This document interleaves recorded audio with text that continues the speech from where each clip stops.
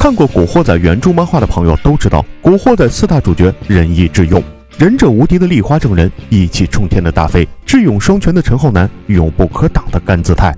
其实不管从哪个方面来看，世界第一杀手左为都应在主角团有一席之地，仁义智勇信才是香港江湖的终极排名。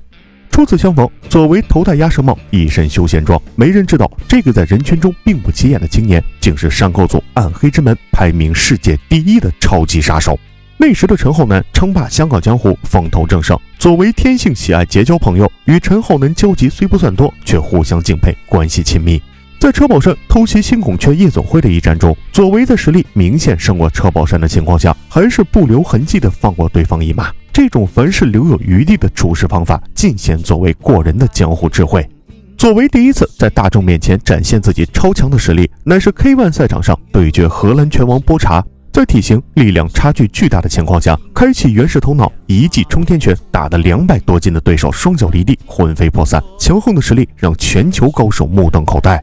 要知道，赛前的力量测试中，左为仅打出了250磅的全力，距太子大范的400多磅相差极远，与宾纳太乙的720磅神拳相比，更是不值一提。能打出这样恐怖的暴击，可断定他一直在隐藏实力，已到了随心所欲控制力量的境界。相比老谋深算的陈浩南，左为显然还是更加喜欢与性格直爽的太子结交。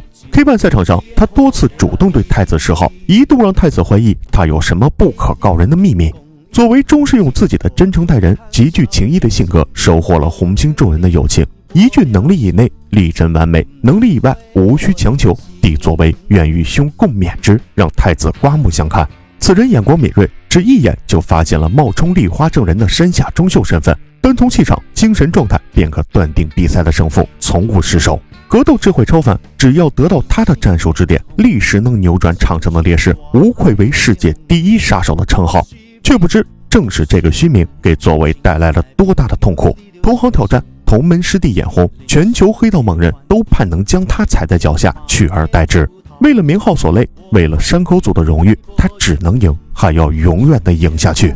情同手足的师弟太乙常年深受左为的指点照料，对师兄病态的崇拜逐渐演变为仇恨。凭什么他可以断定自己永远胜不过丽花正人？又凭什么一个人可以完美到这种地步？难道自己的一生都要永远被他压制吗？太乙不服，极强的自尊心、狂妄自大的性格，让他最终走向了深渊。不顾左为的多次开导，超量服用兴奋剂，企图逆天改命。虽是打出了超出人类极限的神拳1000磅，还是倒在了左为的拳下，战死擂台。左为泪水模糊了视线，悲痛欲绝。他这一生除了面对刺杀的目标人物，做人处事从来都是留有3分余地，何况是对待相濡以沫的师弟。夺下香港围剿车宝山的盟军统帅，却让位陈浩南，揭穿山下忠秀的身份，只是将他逐出了日本队，但这份真诚还是没能打动太乙。虽说自己多次留守，最后一击乃是为求自保，无奈反击，但师弟毕竟还是死在了自己的手中。这种打死至亲好友的痛苦，让他久久无法释怀，能做的也只有率领日本队拿下决赛，用 K1 冠军的奖牌告慰师弟的在天之灵了。决赛场上，左为遇到了此生最强的对手金猛空拳王大范。这是一场两人都输不起的对决，除了国家荣耀、社团尊严，大范还赌上了全部身家性命。左为何尝不是如此？一旦败北，暗黑之门将名誉扫地，后果无法估量。这惊天动地的一战没有胜者，大范气门遭遇重创，为躲避泰国皇室的追杀，逃亡台湾，隐姓埋名，再难有所成就。左为则是失去一臂，终身残废，被暗黑之门放逐，从此浪迹天涯。两人都走到了人生最低谷，以正常人的眼光看来，这辈子算是毁了。但强者就是强者，永远不会屈服命运。别说失去一臂，双臂全失又能怎样？左为在腿法一项狠下苦功，进步神速，加上自己超凡的杀人技，与生俱来的原始头脑本能，仍可纵横江湖。谁也不会想到，擂台上生死相搏的对手，竟会成为一生的挚友，相互守护。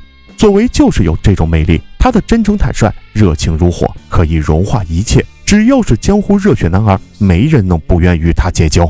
两人并肩作战，全程保护陈浩南。小象对决红星噩梦地中海一战，左为更加出神入化的腿法，技惊四座。大范本想自此消沉下去，了却余生，左为的鼓励又让他重燃斗志。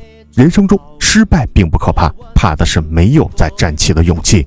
此此时的大范正处人生十字路口，不知是该屈服山鸡加入毒蛇帮，还是相助陈浩南再创辉煌。